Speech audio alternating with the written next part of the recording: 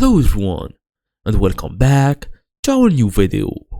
Well, if you want to automate shipping, compare courier rates, and even handle international order more easily, Easyship is a great solution.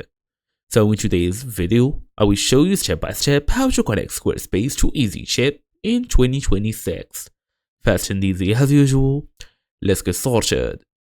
Well, first and first, make sure you open your device, you are fully connected to the internet, go all the way and look for Easyship here. So Easyship. We're gonna hit enter, then go all the way, multi-currency shipping software, just tap on it.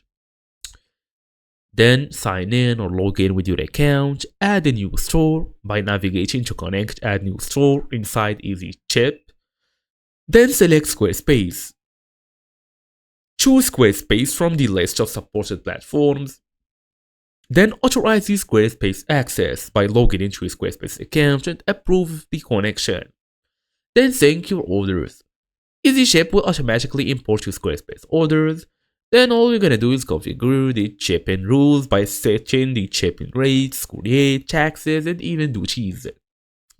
Then go back to Squarespace, log in here using your email address and all of this, and test a shipment. Generate a shipment label to confirm everything is working properly and correctly.